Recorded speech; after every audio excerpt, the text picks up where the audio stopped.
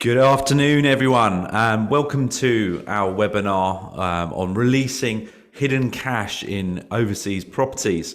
I'm Mark McAllister, Senior Partner for Holborn, based here in Cape Town, and I've been helping returning South Africans to diversify into the best investments globally for several years.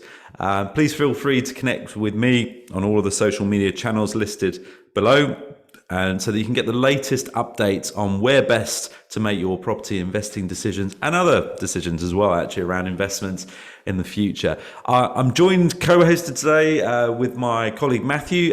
So for his clients that are joining, welcome. Also, just see his contact details here should you wish to reach out to him as our resident property specialist, but I'll be introducing him in a bit.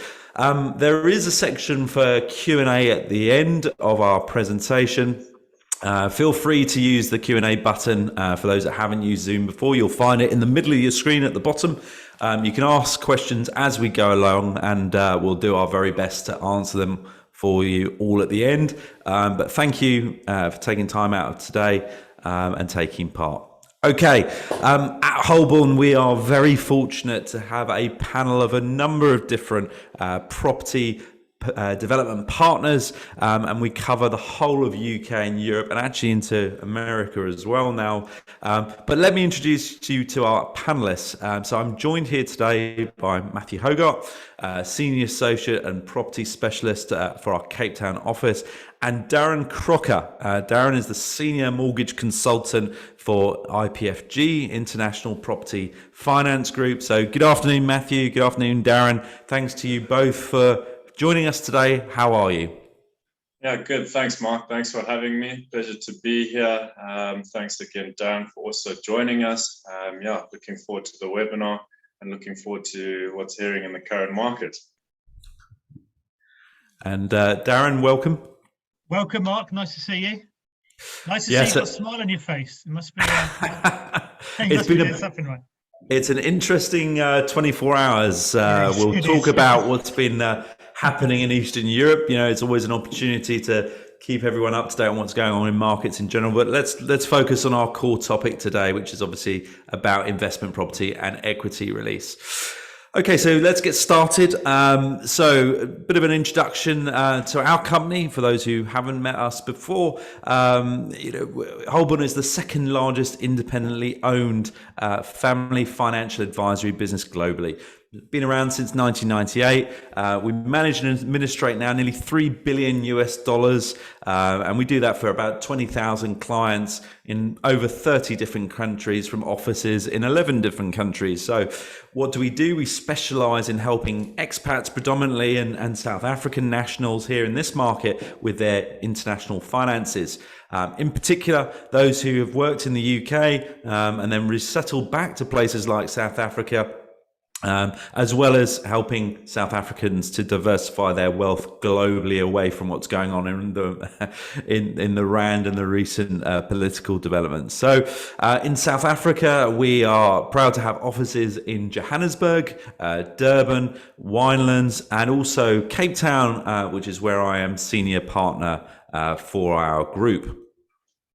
Now, before we get started, on screen now, probably the top 5 questions I'm asked when it comes to UK property investment. So the first one, top of the tree, always is, how do I get a bond, okay, or a mortgage as it's called, in the UK when I'm living in South Africa? And that blows people's mind on, how that can be done. It's actually very easy if you know what you're doing. Well, I say that flippantly. It's Darren's job to make that work, and he's laughing there. Okay, so maybe it's not that easy. It's not, it is a process.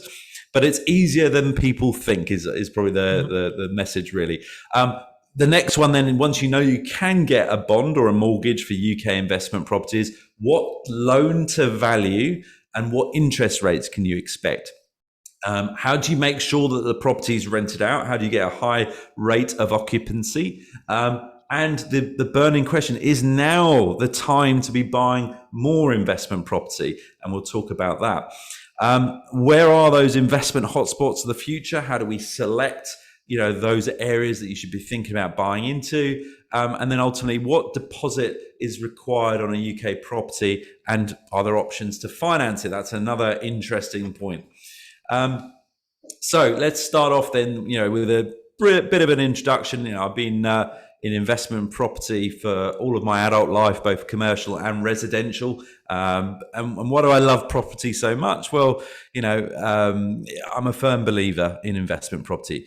If you've ever heard of a guy called Robert Kiyosaki, his mantra, we'll get into it at a later stage during the webinar, but you'll have heard plenty of examples over the years where friends or colleagues have established investment properties, and some of them have made millions out in investment property, particularly in the UK over a period of time. And the reason is because it's one of the few asset classes you can actually borrow other people's money to multiply your growth and profits in something that is as safe as houses. I mean, when you stand back and think about that for a second, when was the last time anybody went to a bank and said, I want to invest in the stock market, can you lend me some money so I can go and do that? I mean, they'll laugh you out the door. But with investment property, not only is it, they encourage you to do it, it's actually relatively easy to do it. So that's one of the reasons that we love it, is the ability to leverage your returns using other people's money, but also you're doing it in an asset class that is super safe. Long-term growth in investment properties and the UK housing market in particular is substantial. So once we show you how to do that, what we will have to have a look at is where in the world could you invest in, and potentially buy other investment properties. If you're looking at an equity release, you're probably going to want to deploy that money somewhere else. And one of the things that we'll look at is, the global view, and starting off with how important currency is, moving through legislation, taxation, and then focusing on the research and infrastructure spend and how that potentially should influence your thinking. Okay, I'm going to bring in our resident property expert, Matthew, now. Let's talk about this two scenarios here. And let me just, before we start, Matthew, let's talk through the person that might be listening here today. Okay, and we deal with a lot of clients like this. They've gone across to the UK in the late 90s, early 2000s. They've met someone there, fallen in love, started a family. They've bought a house in Southwest 19. So they're in Wimbledon or Putney, Rains Park, something like that. If this is ringing true to you, it's because you're not the only one. There's a lot of South Africans that did that. Maybe you've paid your property off. Maybe you sat there with a bit of a mortgage or a property that might be worth somewhere in the region of 800,000 pounds potentially. Matt, over to you. Talk us through what happens next, or what could happen next. Okay, perfect. Thanks, Mark. Thanks for that. So yeah, as mentioned, let's typically start with someone or scenario regarding a UK investor who already holds a UK property. Now, the property might already be rented out, but let's take the first scenario being an investor that holds maybe a UK property, as you mentioned, worth £800,000, and it has no outstanding mortgage on it. The second scenario, obviously, that we're going to look at is the same UK property worth £800,000, but with an outstanding mortgage on that property worth circa maybe £120,000. Now you can see there's probably a lot of money tied up in these properties, and there's a lot of hidden cash. And now, what are we going to do to access that hidden cash? And then, what are the options with that money going forward? So, what we can do, or what we did Holborn through Holborn Mortgages, is use someone like Darren, for example. We'll then approach a lender. We'll then lend money based on the value of the property. So, let's take conservatively a 60% loan to value, whereby the bank will loan you maybe £480,000 on that property, on the unmortgaged property, and that'll become available for investment purposes. Now, the second scenario will be that the lender still lends the same 60% loan to value on the property. However, the existing mortgage will be settled, and so £360,000 will become available as investable capital.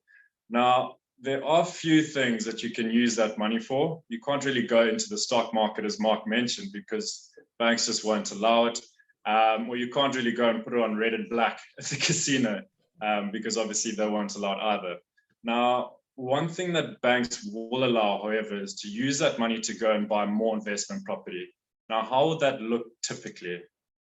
Okay, so let's take the first example from the previous slide, where someone who may have obviously an 800,000 property in the UK. If we release maybe 60% of that as equity and put it down across 4 300,000 pounds properties, so 120,000 deposit, £1,000 deposit on each property, you can go and buy 4 properties worth 300,000 pounds and accumulate maybe a investment property portfolio of roughly 2 million pounds. Now, if it's all growing at roughly 5% a year going forward, through the power of leveraging, we're getting a 15% return on leveraging that property on a 1/3, 2/3 basis. Now, obviously, the same applies to the second example, where someone who may typically have an 800,000 pound property with 120,000 pound outstanding mortgage on it. If you release the 60% and go put it on 300,000 pound properties going forward, we settle the outstanding mortgage on the current property, and that 360,000 is available. And then we go and obviously accumulate a property portfolio with roughly 1.7 million pounds. Again, if it's growing at 5% a year, we'd be generating a 15% leverage return on the 1/3, 2/3 basis. Now, okay, now that's what it could look like when it comes to purchasing more leveraged property. So this is where we're going to bring Darren in, our specialist, to talk here a little bit more about equity releases on existing properties and why we should be considering it going forward. Thank you, Matt. So as explained, Matt Markoff's explained previously that it is fairly simple as long as you know what you're doing when it comes to releasing this equity to use for your onward either purchases or your onward investment. The main bit that when we look at the actual amount you can borrow is against the actual annual rent. The lenders will have a background calculation where they look at how much annual rent you're achieving, and they'll then determine how much you can actually borrow in those properties. So like Matthew was explaining, if you've got one property where you're trying to release all the equity and you just literally buy one property, or you use it for usable capital for other investments, you're just sort of focusing on putting all your eggs in one basket, if you like. So, but if you're splitting it in, you're actually then reducing your risk. You're actually using the bank's money as opposed to your own money to actually build a portfolio. So the first stage we'll always go to would be how much the annual rent's going to be on the property, and then I can then work out the maximum loans you can get on your current property, and then how we can actually then with Matthew and Mark, how we can actually then split that for your next property or next 2 or 3 or 4 properties, and then that will give you a good indication of where we can go. But the process is pretty simple. It would be a case of just a quick conversation with myself, and there's a small form to fill in, and I'll then do all the background information, check in rents for you. I've worked in the mortgage industry for 23 years, working in the likes of Wimbledon and Rains Park, etc. in my time, so I know that area quite well. But it could be anywhere in the UK. I've worked for corporate estate agents as well as doing this as well, so I've got a good indication of what the rents could be. So if you've got a property already, you might be saying to me, actually, well, our rent is £1,000 a month, but actually a lot of landlords wouldn't have reviewed their the monthly rental figures for a very long time. You either got a really good tenant, so you don't really want to upset the tenant. There could have been other information in the background where you're thinking, I don't really want to upset that tenant. But the lender doesn't really care what you're charging your tenant. They go on what the market value is on that rental figure. So what I do as part of my due diligence and my research isn't just a case of how much you can borrow based on your current rent, it's how much is the current rent. Because the likes of London, the rents have just gone up because, and there was another webinar this morning to do in Manchester, but the rental market, people in certain areas of the UK can't afford to buy unless you're in, I think someone mentioned today, sports or the TVs or or finance, etc., not me, but but so all the people that can't buy, they want to move out, so they've got to rent somewhere. So the actual rental market over past few years is actually increased. And well, last year, to give an indication, last year the rental market in the UK went up by nearly 6%. So that have gone against last year. So that just proves that incomes haven't gone up by 6%, but it just means that people are still wanting to rent. So as Mark was indicating, and obviously Matthew, was the purchasing of properties, the buy-to-let market is just going crazy at the minute. So, but part of my research, I'll actually look on different systems that I've got to work out what the average of a price of the property that you've got, not just on value, because what I do find is when the information comes back, I get a rough idea of how much the property is worth, and sometimes it's worth a lot more, sometimes it's worth a little bit less. So part of my research will incorporate that, but also look at the rental value as well. I did one last week where a client in Dubai actually was renting a property in Birmingham, and they were achieving £1,000 a month on their rent. But when I actually looked at the current market, it was 1,150. Now you might be thinking £150 a month isn't going to make a massive difference, but it did on the mortgage because they were able to borrow another £15,000, which suddenly that allowed them to do what they need to do. So it's always part of my due diligence, and my research would always be checking that information out. Once we've got that, it's quite straightforward. So I'll then pass you back to Mark and Matthew, and they'll then talk about which properties might fit the criteria, how it all works. But between the three of us and you, the client, we'll sit down and work out what the best options are going to be to maximise your capital you just released. Fantastic. Thank you for that, Darren. So what I'm going to do now, I'm just going to launch the polls for today. So we've got 3 questions to ask. And it's really just interesting to get an idea of what the feeling is out there for our listeners, and then we'll feed that back to you at the end. So if you're listening, please take the opportunity just to answer the polls, and then we'll be able to talk you through the answers at the end. So let's move on. And let's bring Matthew back in. So look, let's say we are able to release some of this hidden cash. You know, you now got an investment war chest of a few £100,000. Okay, Matt, talk us through it. Where are we going in the world with that money? Okay, so obviously, Mark, if not South Africa or particularly Rand, we need to put through a number of filtering questions and be looking at investment property and where to look at investment properties. So obviously, as wealth managers, we need to consider and filter all of these options around the world. So let's imagine, obviously, we zoom out on a Google Earth style map of the world, something like this. Now, let's create some filter questions to decide where to invest. Our first stop is to talk about currency. As we've already said, we want protection from things like inflation, devaluing currency. So only the option to consider is primary level currencies. So think of things like pound sterling, US dollars, euros, and maybe to an extent, Swiss francs, Aussie, Canadian, and New Zealand dollars. Simply put, if it starts with the letter R, so rands, rubles, rupees, that's obviously discarded as an option at this point. Okay, now, what are we left with on the Google Maps view of the Earth? Something that looks like this. So North America, Europe, Australia, and New Zealand. Okay, now the next 2 points are really closely linked to the government of the day in that country that you're looking at.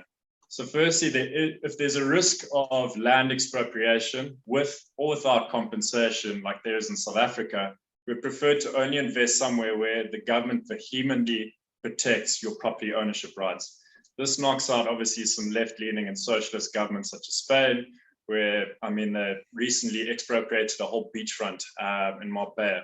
Now, linked with that, will you as an investor or a landlord be taxed less favorably being an overseas landlord? And if so, would rather focus on destinations that are attractive to overseas investors without any taxation barriers to entry. And linked with this is obviously, are you able to get finance or a mortgage as an overseas landlord? Okay, so with these 3 simple questions, our Google Earth map is reduced even further to 4 countries in Europe. And what are they? These are Portugal, the Republic of Ireland, the UK, and Germany. If we're looking at land investment opportunities, for example, we can look at the US, but that's maybe a separate conversation. Now, as you can see, the primary focus is owned and rented out investment property in Western Europe. 3 are euro-based options, and 1 is pound sterling, which is obviously widely perceived to be undervalued at the moment, post-Brexit and COVID world. So now that we've narrowed it down to 4 countries, you have to look at the age-old property investors trick. Follow, and if you can, preempt infrastructure spend. So whether it was a man who was stood in maybe a windy field in West London that became Heathrow Airport, or the derelict docklands that transformed into the powerhouse that's now Canary Wharf, property investment had always followed infrastructure spend. The gains made by those invested before Crossrail was built across London and seen significant gains in recent years. This linked with obviously a strict undersupply and excess demand for housing and will strengthen that property price growth going forward. So the logical question that we need to really ask ourselves is, where is the biggest infrastructure spend project in Europe? And are there any overlap in any of those shortlisted countries? So the answer obviously would be the £106 billion behemoth that we call the high-speed rail between London and the Northern Powerhouse. Now, right now, South Africans have the opportunity to be in that leading edge of investment by looking at properties in the Northern Powerhouse project. So let me put that in context. Mark, I know you originally from a place in Surrey, am I right? Yes, I am from the county town of Guildford in Surrey. Okay, fantastic. Long time ago. But I mean, question, do you know what kind of the average price of a 2-bed apartment there is at the moment? Yeah, I do actually, mainly because, like I say, I am a landlord in that area and do actually have a 2-bed flat in that area. So for a 2-bedroom apartment, 2-bath in the Guildford area, you're looking at about £400,000, maybe 420 at the moment. Okay, perfect. And I mean, do you know the reason for that property price? Do you know what would be at that value? Yeah, it's in the commuter belt, you know. So Guildford, you're half an hour, 40 minutes, you're into London. So it's a nice bit of to live in, a nice town to live in, just outside of London. So yeah, that's the main reason. Commuter belt. It's 40 minutes outside of London. Now, I'm sure you could assume once high-speed rail gets into place, the same 2-bed flat in maybe Birmingham that's worth £250,000 or £275,000 will be the same travel time, right? Yeah, I mean, look, you can see it in that graphic there on the left. So when HS2 is finished, we've still got another 5 years to go. What is taking an hour and a half on the train at the moment, 40, 50 minutes, you're into the centre of London. So yeah, all of a sudden, what's the message? That Birmingham is almost a suburb of London in a few years' time. It's a really interesting concept for investors to think about. It'll take you longer to get from Somerset West to Cape Town city centre. I took 3 hours the other day to come into the office it's the first time it's ever taken me that long. 2 hours was the worst before. Yeah, 3 hours. It was sadly a very terrible accident that got in the way. So it's not could have been worse. But yeah, absolutely. So yeah, getting into London from Birmingham will be a very easy thing to do in years to come. So you can almost look at it as like a suburb of London. Now, I'm not saying those properties in Birmingham in that 5-6 year period are going to be worth £400,000, but I mean, will it be good to assume that they'll maybe be closer to £325,000 or £350,000? Is that reasonable? Yeah, look, if you look at the research data we're seeing from Savills and JLL, CBRE, everything's pointing to a sort of an average 5% per year price appreciation. So yeah, look, give it 5-6 years, £250,000, £270,000 property in Birmingham. Is it going to be worth 325, maybe 350? Yeah, I mean, so far, those models that we've been following for the last few years, they've been spot on, and there's no reason to suggest that they wouldn't get to those price levels. So yeah, I think it's a reasonable assumption. Okay, perfect. So, I mean, that's what we've got to try and do is preempt infrastructure spend, buy in a region that is relatively cheaper than, say, somewhere like London, and we're going to see good property price going forward. Now, One thing that you obviously talked about was one of your favorite people is Robert Kiyosaki. Yes.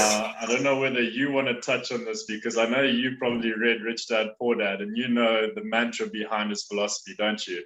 Yeah. Look, everyone has, right? Everyone's heard of it at least. Look, it's a great book. I encourage you to read it if you haven't. I think it's a great message to teach kids as well. You know, I teach my children about money through the messages in this book. But look, firstly, actually, it's very interesting. Matt, did you know there is also a course that you can go on that you pay a lot of money to? Yeah. It's a mentorship program. Do you know how much it costs to go on the mentorship program with the Robert Kiyosaki guys? No idea. A couple $1,000 Try $40,000. Okay. And look, the punchline of the whole thing is what we talked about right at the beginning is how do you grow your gains in property? Well, you do that through the power of leveraging. So, I think what we need to do is talk through that bit now. And I've used this example before, and it stands true, so I'll go through it again. So let's, have a look at that example we were just talking about. Let's say it's a 2-bed flat in Birmingham. We bought it at £250,000, so investor A does that with cash. It grows at a very conservative 5% a year for 6 years, and it's now worth £325,000 in 2028. So we've made a £75,000 profit. Obviously this is all pre-tax. I just have to underline that. It's simple numbers. We've rented it out though for that entire time at £1,000 a month. That's the rental yield to be expected in someone like Birmingham. So we've also earned £72,000 in rent over that 6 years. So grown in value and also gone up because of the rental income we've received. So the total profit that we've made is £147,000. So on a straight line, what is our return on investment, ROI? About 59% is what you would get if you bought, those investment properties for cash. So you speak to Darren, we leverage out a few £100,000 and go and buy other investment properties for cash. 60% return over the next 6 years. Super safe way to do it. Why not? Okay. Investor B though, this is the Robert Kiyosaki approach. So, leveraging 30%, so putting down a deposit for say 30%, and then getting a bank to take on the risk for the other 70%. And that's a really interesting point because look, one of the things that people often talk about is risk, and one of the things you've got to think to yourself is, if I buy a property for cash, I've got all of the risk, right? But if a bank comes along and goes through their due diligence and process, and they therefore put more money in than you, it gives you a bit of comfort to actually know that you're paying the right kind of money for that investment property. So that's another point to consider. But let's take that same £250,000 apartment. You put £75,000 down as a deposit. You go in and borrow another 175k from a bank. It grows the exact same way as the first example. So 5% a year, 6 years time, it's worth £325,000. So you still made your £75,000 gain, like you did in the first example. But this time we're calculating that the yield, the rental amount that's coming in, pays your mortgage interest. Okay. And again, we've been super conservative in these numbers. Actually, the mortgage interest rates are coming down. I just saw a significantly lower interest rate on a deal last week, and I'll bring Darren in a minute just to confirm those numbers.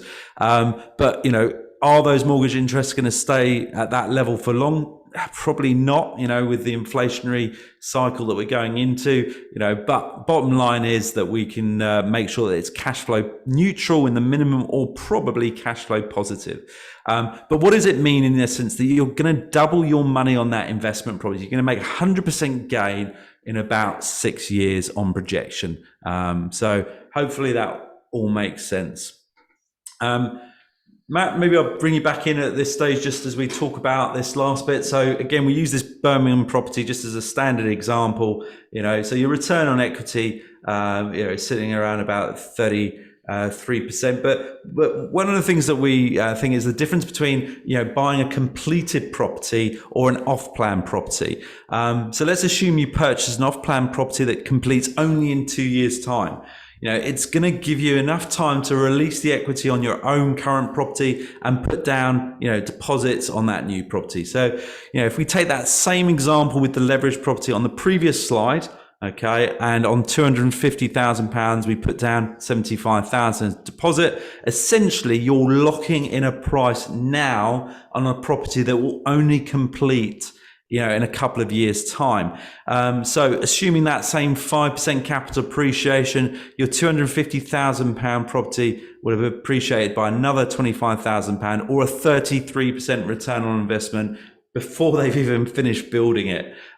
So that's one of the reasons why you might want to consider, looking at off-plan property as another form of leverage. Okay, so Matt, let's go back over to you. Let's chat about interest rates and where we're sitting, and then we'll bring Darren in on this point as well. Perfect. So obviously, Mark, we've spoken and we've established that there are better ways to really make your hidden cash tied up in your properties work harder for you. The next question we really need to ask ourselves is, when is the right time to do an equity release given the current UK interest rates? Now, let's start by looking at the interest rates of the last 25 years. As you can see from the graph, they've been coming down, albeit abruptly after the 2008 financial crisis. But as you can see, they've remained relatively low ever since the Bank of England's recent announcement of the rate increase and the forecasted rate increase, okay? So, this is obviously something we need to look at going forward. And what is the forecasted rates going forward? So obviously the next slide basically will highlight the forecasted rates set. Well, they're obviously set to increase steadily over the next couple of years. The question you really need to ask yourself is, when would be the right time to borrow money on the value of your UK property given interest rates and the cost of borrowing going forward? Now, the opportunity, and Dan will touch on this, to lock in a fixed rate now for maybe a predetermined period of either 2 or 5 years, for example, at a lower interest rate in the future, is really key to lowering your mortgage costs going forward. Now, Dan, I don't know whether you want to touch on this and just expand on this, on your current experience in the forecasted rates. Yeah, so these rates here are based obviously on the Bank of England base rates. So there is talk of, as the graph explains, that the Bank of England is going to be increasing the interest rates over the next year, really to try and combat the inflation. So inflation's pretty high at the minute, so they want to try and reduce the inflation down by increasing the Bank of England base rate. That has a big impact on the lenders' interest rates. Mark was just touching just a second ago about lower rates at the moment. So the rates are really determined with whether you're a UK expat, international buyer, foreign investor, etc. But so the lender's caveat is, if interest rate, the Bank of England base rate goes up, the lender has sort of the knowledge they can actually use to actually start increasing the interest rates. So the lowest interest rate I found at the moment for an expat is about 2.5%. And they do go all the way up to, which is like stupid figures, like 5.5%, obviously depending on the client, the situation, etc. But like Mark was saying, those rates aren't going to stay around much longer. I was talking to a lender yesterday. I've got a client looking to do a remortgage. I have to get the application in today because on Monday the rate's going to go up by 0.5%. So that's because they know that the rates are going to go up. So lenders have already started increasing rates. So at the moment, it's a really, really good time to tie yourself in for a fixed rate mortgage. Most of the lenders will offer fixed rates. As Matthew was explaining, a lot of them are 2 and 5. A lot of the lenders, because of the risk element for the lender, the lenders like the client to do a 5-year fixed. It also means you can potentially borrow more money on a 5-year fixed because there's less risk to the lender. And I suppose in the other side of that is less risk to you, because if you're going to lock that deal in for 5 years, the benefits for you is you haven't got to worry about this for the next 5 years. You haven't got to speak to me for 5 years. You haven't got to look at my ugly face for 5 years. But in that period, you're actually being very conservative with the risk element to yourself. So you know you've maximised the funding from your current property. Matthew was explaining and Mark was explaining about locking in a deal now if you're going to buy off plan. That's really, really relevant to do with the loan to value. So a lot of loan to values for expats as well as international buyers would be the loan to value. So Matthew obviously and Mark mentioned it earlier. The average loan to value for an onward purchase is going to be between 65 and 75% as it stands at the moment. But you've got to remember, if that property is not ready to be completed in 2 years' time, that property is going to go up in value. So actually, yes, you've locked it in at a lower deposit, but actually the property can be worth more. So what we'll always do with due diligence is 6 months before completion of a property, we'll go back out and do another value. It'll be sort of looking at the value of that property. So you might have actually secured it. You might have secured it lower, say 70% loan to value today, but by the time you come to purchase that, complete on that property, you might be down to 65%. So you'll get a completely better interest rate at that particular point. So remortgage now. Get the funds ready to go. A lot of the banks will allow you to not simultaneously complete on the remortgage and the onward purchases. They just need to know what you're going to use the funds for. So you could always have the funds just sat there waiting, really. Fantastic. And thank you, Darren. So we're going to move on to our Q&A session. If you haven't already done so, then please ask the questions using the Q&A button at the bottom of the screen. And we're going to do our best to answer them for you now. If you'd like to know more about anything that we've discussed today, or got some further questions you wish to ask myself, Matthew, or Darren, then don't hesitate to reach out to either myself, that's my details are on the screen now, or alternatively reach out to Matthew, and those are his details on the screen now. Before we go on to the first question, then let me just bring up the polls, and I've got two screens here, so apologies, I'm looking left and right at the moment. Thank you everybody that's answered. We've had a fantastic response. I have to say it's one of the best responses we've ever had to a poll that we've been doing on a webinar. So 73% of those watching have responded. So thank you all for taking part. And what's interesting is that 36, so about a third of the people listening, have a fully paid up property sat in the UK, and therefore effectively sat on a pile of hidden cash. The subject title of the webinar so underlines the kind of things that we've been talking about, and hopefully you're considering about whether you want to use that for the future of your wealth journey. As far as, are you looking to release cash from your property? When are you looking to do it? Fairly soon, actually. So the vast majority, nearly 70% of the respondents, looking to do it within the next sort of year or so. It's good to see that people are considering it, and hopefully our webinar today has given you some food for thought, if nothing else. Okay, Matt, we've got questions coming in, so I'm going to need a little second just to start looking at those. But have you got any there from your side? I've already received one from Andrew. Mark, I'm going to sort of direct this at you because I know we spoke in depth about it. And the question is, so what happens to the mortgage in the case of a rental void or a void period from rent on? I know we've spoken about it. So Mark, do you just want to answer that? Yeah, look, this is, look, we talk about risks with investments, right? There's always a risk with any investment. Nothing is risk-free, really, even to a certain extent.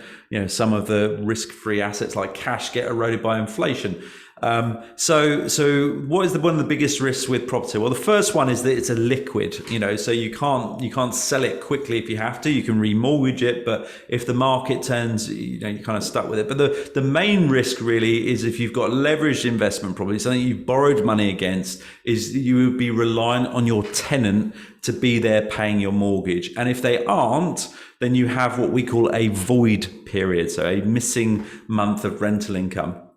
So it's one of the things that we do jointly, Matt and I do it all the time, is that when we're putting projections together for clients, we spend a lot of time analyzing what we call the mortgage cover ratio. Okay, so let's say, for example, your mortgage is £500 a month. If you're renting it out at £1,000 a month, and you've effectively, very simple numbers, got about £500 left over from the rental to what you've got to pay out, then every month that goes past, you can pay half, or pay another a chunk towards your mortgage, so effectively for every month that goes past, you've got a month of mortgage coverage, so within a year, you'd have, in that example, 12 months of void period. So even if your flat that you've just acquired is then empty for a period of time, you can then cover that. As far as how likely is that to happen, one of the things we spend a lot of time is working on with our rental partners, is making sure that these properties are best in class in the areas that they're in, and that they aren't going to be void, empty. And actually, my experience as a landlord, I think I've had one void month in the last, touch wood, in the last 8 years, on one of the properties that we've used as an example today. So it is a rare risk, but it does exist, and that's how we plan for it accordingly, is making sure you've got sufficient cash in reserve just in case. Actually, Mark, one of the things the lender will actually do is they don't just look at what rental you're going to achieve every single year on those properties. They actually do it at 100. Their actually lending is based on 145% of that figure. So they know that just in case you've got a little bit of a rental void, that they've actually incorporated that into the actual lend they're going to do. The other thing to talk about would be if you've got a property already, you might have a letting agent involved. So when it comes to rental voids, a lot of letting agents will do like a rent guarantee. So if they do find there is a rental issue, then the rental company will actually do it. But sometimes you get a rental void where, say, one tenant leaves and they're waiting for another one to come in. But with the rental market in the UK, if you're using if you are using a company to actually help rent your property, because I appreciate if you're in South Africa, it's a very long way to manage a property. You use somebody in the UK to do so. With the rental market in the UK now, if that company, the rental company, knows that they've got a tenant leaving, 9 times out of 10, before that person's even left, they've rented it to somebody else. So shouldn't really be too much of a crossover. But if you get, with the current climate, if you get a tenant where they haven't paid, then like you were saying, Mark, there should be sufficient sort of in the bank that you actually use to actually get the rental paid in to actually pay your mortgage for a good couple of months. Okay, great. Thank you, Darren. I'm going to move on to a question here from Laura. So Laura's asking an interesting question. When I looked into remortgaging my flat as a current expat, non-res, the fee was absolutely extortionate. I couldn't find a reasonable mortgagee fee. So this is an interesting point, and something I wanted to just raise about, the differences between the UK market actually and what happens when you're an expat. So Darren, it's fair to say that mortgage providers don't make it easy when you move abroad. Is that right? Correct. Yeah. So you can't go down the high street to pick up an expat mortgage. The lenders do offer expats, but it's via a different company. But you can't be walking up and down Wimbledon High Street looking for the likes of an international broker. But the rate is the rate. The Laura's question to do with was that to do with the arrangement fee or the process fee? Yeah, I think just to sort of clarify on this one, it's a restricted market, right? And we're having to do a lot of work behind the scenes. It's not like the UK market, is it, where we have, we can just walk into a high street lender, so there's quite a big process involved, isn't it, to get this working. And I suppose it's all relative. I always say when we're talking about the cost of something, we have to compare it with what, and the comparison here is don't do it, and let's compare, the loss of not doing it to then release some hidden cash and go and buying another investment property that could make you, 100% on that amount over 6 years. If you have to pay a fee to be able to do that, it's not great, in anybody's eye to have to pay for anything. But actually we've got to compare that with, where you are if you don't do it. And that's probably the message from me. But so Darren, anything you want to add on that point? Yeah, so I think Laura's just popped up with a little yes. I think she was talking about the arrangement fee with the lenders. So the arrangement fee ranged from 1% to 2%. But the good news is, Laura, and to everybody else, a lot of the lenders, you can actually add it onto the mortgage. So you haven't got to pay it out of your own pocket. You literally just put it onto the mortgage. Yes, it means that your monthly payment might be £2-3 a month more expensive, but actually you haven't got to find that money initially. Yeah. Okay. Great stuff. Got a question just come in here via WhatsApp. So Darren, I think you might be able to answer this. So again, when it comes to structuring, the majority of what we do as Holborn here in Africa is actually tax efficient structuring. So we're always looking for a way to make sure you only pay unto Caesar what is due to Caesar. But is there a difference in interest rates if we were, say, going to use a holding company as opposed to in your personal name? What's your gut feel on that? Yeah, so if you're going to do it for an SPV, a limited company, or a holding company, the interest rates are probably going to be about 0.25% more expensive than doing it on your own name. But the other thing to think about is if you're a UK expat, you still get your personal allowance. So if you've got one property, then are you really going to save any? You're not really going to save too much on the taxation. So just do it in your own name. But if you're thinking of leveraging to buy 2 or 3, as soon as your income in the UK hits a certain figure, so kicking into £50,000, which isn't going to take very long if you've got 2 or 3 properties in the likes of Manchester and London, etc., then the best way of doing it would be via a holding company, like a limited company, SPV, because then you don't get your personal allowance, but instead of paying 40% tax on the rental income, you then pay an 18 or 19% corporation tax. But out of that, you can take your mortgage payments out, so you actually get your relief off the back of it. So if you've got 1 property or even 2, we'll have a look at what the rental figure is going to be. If it's going to be pushing you over the 50,000, then we'll talk about doing it via an SPV. If it doesn't, then single names. But if you are going to do it, then we'll talk about a little bit more about setting up limited companies for you. Sure. Okay. And I think, sorry, I just missed another message from Laura there. I think obviously she's had a bit of an experience before. Look, at the end of the day, again, it's compared with what, yes, I appreciate that there might be thousands of pounds in arrangement fees if you use a more specialist lender. It's, but you don't have to do it. It's like I live in South Africa and I pay for medical aid. I pay for private security. I don't have all of that in the UK, but the reason I live here is because I love it in South Africa. It is what it is. So there is a cost benefit analysis. And in this example, the cost benefit really is, okay, you might end up paying for some fees to arrange something, but look at that as part of the wider economic piece. And that's where Matt comes in. So Matt, just give us an example of how you've been helping clients recently, cash flows, that sort of thing. What's the kind of experience a client can expect if they wanted to look to release some cash and maybe go and invest it in some properties like we've been talking about today? Yeah, so obviously, the most important thing when it comes to cash flows, are you going to be cash flow positive on a monthly basis? So, that's where your rental income and your mortgage costs are really important. If you've got a slightly higher mortgage or interest fee, then effectively that decreases your net cash flow. But obviously on properties that we look at, we need to look at a decent net yield.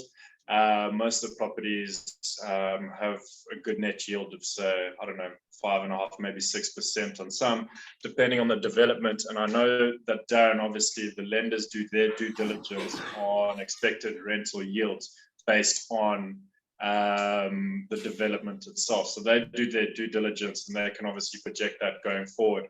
And then, obviously as the property price grows, it's just something that I've spoken to Darren about, is that effectively with property price growth, if you're taking out, say, 60% loan to value, as the property price grows, effectively that loan to value or the outstanding mortgage as a percentage of the property value decreases.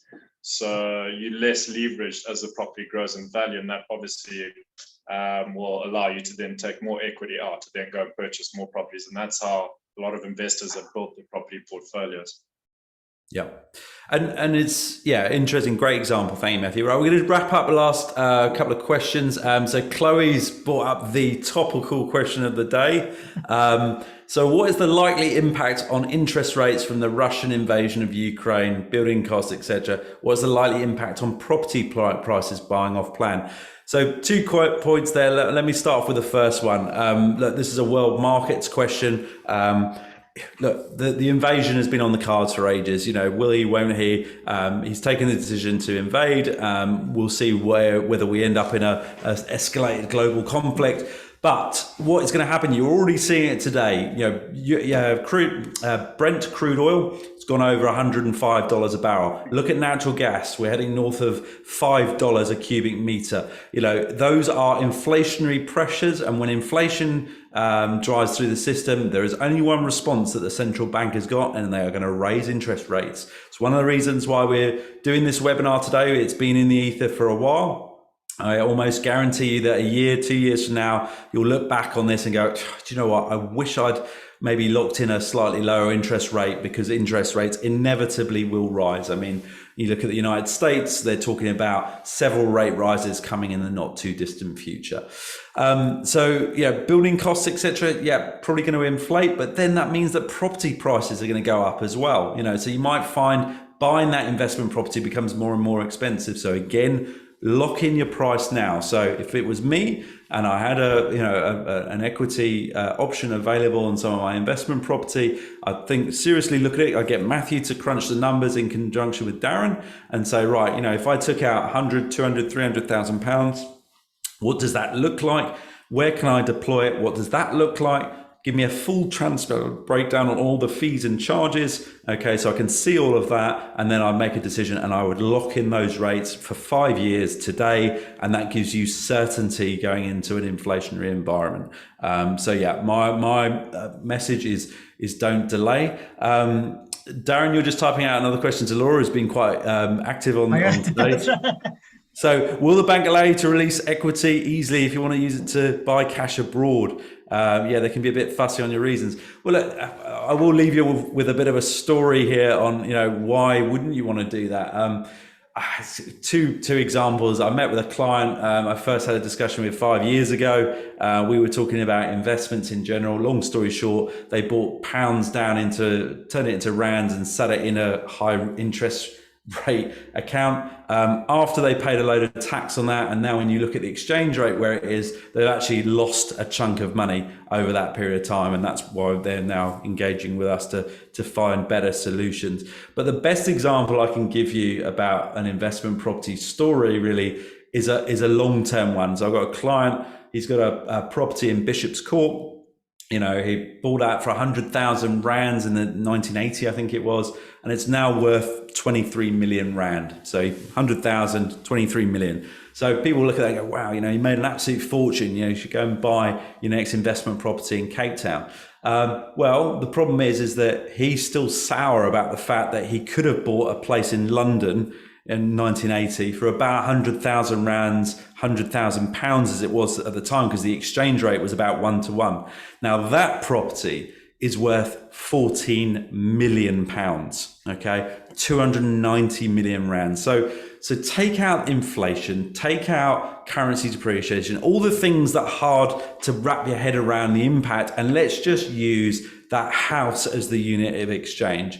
By buying out of a primary currency market that's got high supply demand metrics in your favor and buying somewhere like South Africa, that client lost out on 12 Bishop's Court mansions over the last 40 odd years. And I wager that if we look in another 40 odd years, it's probably going to be another 12 or maybe another 20 odd Bishop's Court mansions as though those differentials continue. So yeah, long story short, be really, really clear about, you know, the financial reasons for making those investment choices, and look at all of those aspects, which is something Matthew would be able to assist you with.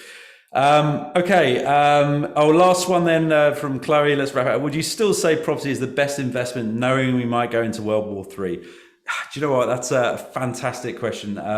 Look, what is the definition of best investment? You know, if you look back in history, I could go back, and funny enough, I was doing it today on one of our investment trusts that we utilize. It's the most oversold that it's been since 2008, 2009. So fear would determine it's time not to invest in that thing. The last time it was that cheap, it was 90 pence a share. It's currently at 900, so it's 10 times the value that it was in 2008, 2009. But it was also at its peak a few months ago at around about 1600 pence. Okay, so it shot up, okay, and it went up a number, multiples times, and then it sort of pulled back down. So, one of the things that Warren Buffett and Sir Philip Templeton said first time around is that when there is blood on the streets, it's time to buy. Okay. The art of it though is knowing what is it that you should buy and at what time. Now, one of the things about investment property is it is a consistently performing asset class. I go back to the 90s when I was buying my first property, and everybody told me, don't buy investment property. It's too expensive. It will come down. Well, I'm still waiting. Okay. And this is just another little blip in the road. And if you don't invest in investment property now and you wait 10, 20 years or whatever, you'll probably be in exactly the same situation yourself. So hopefully that gives you some thoughts, but if in doubt, this is where you need to speak to Matt, speak to Darren, speak to myself, and we can talk it through, brainstorm it with you, and help you find the best solution for you going forward. Gentlemen, thank you very, very much. Thank you again. Anything else you want to add before we wrap up? No, I'm Just good. to re-emphasise what you were saying, Mark, the average house price in the UK went up last year by £24,500. Yeah. Yeah. And look, I'll tell you where I see this, right? The reason I started doing these webinars, a few years back, is that clients, they had a property in London or something like that. They sold it. They bought down in South Africa, and now they can't afford to buy the same property that they had 2, 3, 5, 10 years ago. Why is that? It's because that market is moving at a rate of knots that you lose track of when you're not in it. So it's very, very unwise to consider cashing out of that market and going into a high inflationary environment, something like South Africa, in the long term. Yes, you'll get peaks and troughs like you would in any market, but when you stand back and look at it, pound for pound, rand for rand, dollar for dollar, whatever your metric is, investing in somewhere like the UK with its supply-demand imbalance is always a much safer bet and normally outperforms anything elsewhere in the world. But, like I say, that's for the guys to explain to Same you. Population as South Africa, but all crammed into the Western Cape, effectively. Yeah, it is. You've same population in a smaller landmass. You've got, town planning that stops you from putting an airport where you want it. NIMBY's not in my backyard. And then on top of that, you've then got, a lack of people a number of people that have earnings significantly higher than the average that all want to buy a property. It's drilled into you as a brick from the day you're born. You must own your own property. An Englishman's house or an English woman's house is her castle. So at the end of the day, that's why the prices do continue to go up in the long term. Anyway, guys, we've overrun. So thank you very much. Ladies and gentlemen, thank you very much for listening. I hope it's been worthwhile and look forward to speaking to you again in due course. Darren, Matt, thanks again. Have a great day. Thank you, Mark. Thank you. Cheers now.